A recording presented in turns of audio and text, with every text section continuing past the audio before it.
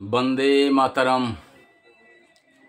জেগে ওঠো আমার ওই বঙ্গভূমির বীর সন্তানেরা, যাদের জন্ম হয়েছিল ওই মাটিতে, সুজলা সুফলা বঙ্গভূমির মাটিতে, কিন্তু অত্যাচারে যারা তোমরা ওই দেশের মাটি ত্যাগ করতে বাধ্য হয়েছ। আজ তোমরা স্বাধীনতার মন্ত্রে উদ্বুদ্ধ হয়ে জেগে ওঠো। আমি অভিনন্দন জানাই এই ভারত সরকারকে। ভারত সরকারের বিদেশমন্ত্রী সংসদে দাঁড়িয়ে যে কথা বলেছেন, অর্থাৎ বিস্তারিত তথ্য তুলে ধরেছেন ওই বাংলাদেশে কিভাবে হিন্দুদের উপর অত্যাচার হয়, তার জন্য অভিনন্দন জানাই। ভারতবর্ষের প্রতিরক্ষা মন্ত্রী শ্রী রাজনাথ সিং 2024 সালের সেপ্টেম্বর মাসে উত্তরপ্রদেশে দাঁড়িয়ে যে কথা বলেছিলেন, কোট আনকোট, বাংলাদেশের উদ্ভূত পরিস্থিতিতে 3 বাহিনীর প্রধানকে তিনি নির্দেশ দিয়েছিলেন বাংলাদেশের বিরুদ্ধে যুদ্ধের জন্য প্রস্তুত থাকার জন্য। একটি ইতিবাচক দিক। আমি পরিষ্কারভাবে ভারত সরকারকে বলছি, আমাকে সামরিক সহযোগিতা এবার করতে হবে। এবং শুধু ভারত নয়, বিশ্বের যে 18টি রাষ্ট্র আমার বন্ধু প্রতিম, সেই Russia, America, Britain, France, German, Australia, Pakistan সহ যে 18টি রাষ্ট্র আমার স্বীকৃতিপত্রে যারা স্বাক্ষর করেছে, আমি তাদের জন্য বলছি, আগামী 1 মাসের মধ্যেই আপনারা প্রস্তুত হন এবং আমাকে আনুষ্ঠানিকভাবে জানান কিভাবে আপনারা সামরিক সহযোগিতা আমাকে করবেন। আমি সেদিকে তাকিয়ে বসে রইলাম, অবাক বিস্ময়ে তাকিয়ে দেখছি ওই বাংলাদেশের দিকে। বাংলাদেশে আজ সত্যিকারের কোনো সরকারই নেই। ওখানে কি সরকারের একটা উপদেষ্টা, তারাই নাকি ওই দেশ পরিচালনা করছেন। তো এটাই ঘটনা।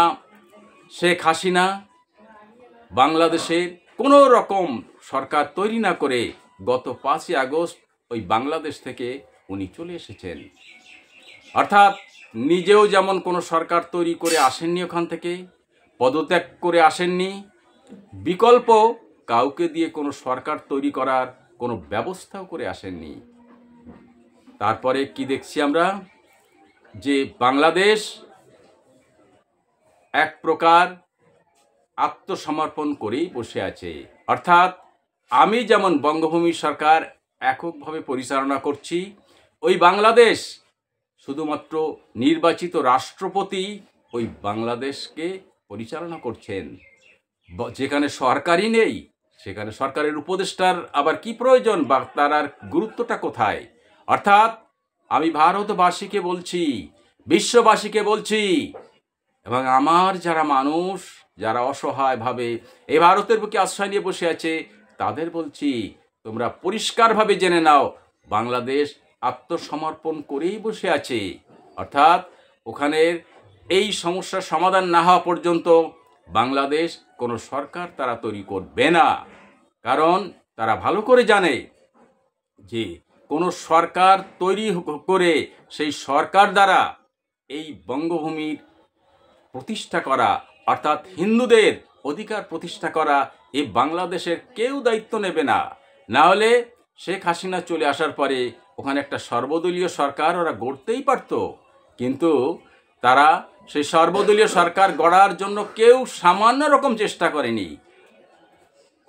যারা রাজনীতি করে না সেরকম কতকগুলো মানুষকে তারা একটুখানি ওই সামনের সারিতে দাঁড় করিয়েছে।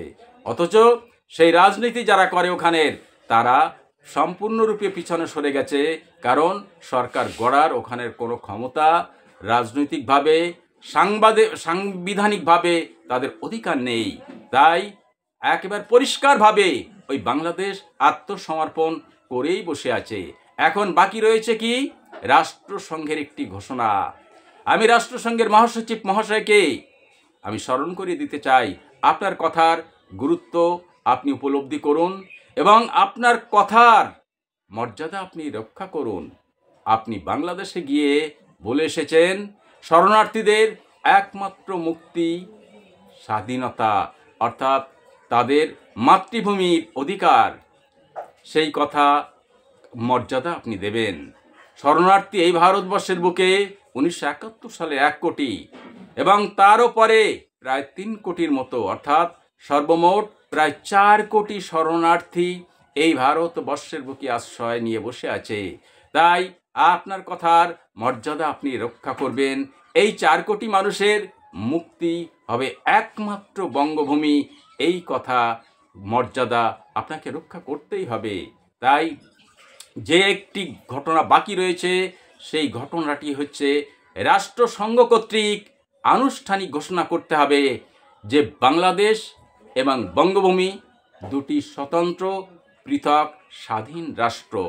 এবং আমি চাই আগামী নববর্ষে আমাদের বাঙালি হিন্দুদের জন্য নববর্ষ আমাদের একটা অত্যন্ত গুরুত্বপূর্ণ সময় এবং দিনক্ষণ। তাই রাষ্ট্রসংঘের মহাসচিবকে আমি বলবো, আগামী নববর্ষের কোনো একটা সময়ে আপনি আনুষ্ঠানিকভাবে ঘোষণা দিন বাংলাদেশ এবং বঙ্গভূমি দুটি আলাদা এবং স্বাধীন স্বতন্ত্র রাষ্ট্র। এবং আমি বিশ্ববাসীকেও প্রস্তুত থাকতে বলছি, রাষ্ট্রসংঘের ঘোষণার পরেই আমি আমার দেশ দখল নেব এবং সেই সময় আমার সামরিক সহযোগিতা প্রয়োজন। এবং সেই সামরিক সহযোগিতা বিশ্বের যে যে রাষ্ট্র আমার বঙ্গভূমিকে সমর্থন করেছেন, সেই রাষ্ট্রগুলোর কাছে বলছি, রাষ্ট্রসংঘের ঘোষণার পরেই আমি আমার দেশ দখল নেব এবং আমার মানুষকে আর আমি এই ভারতবর্ষের বুকে রাখবো না।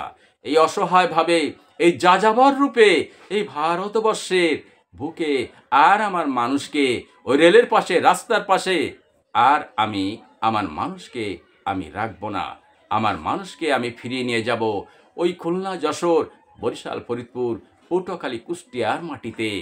তাই আমার বীর বঙ্গসেনা, আমার সমর্থক, তোমরা যে যে প্রান্তে আছো, তোমরা চরমভাবে প্রস্তুত হয়ে যাও আগামী নব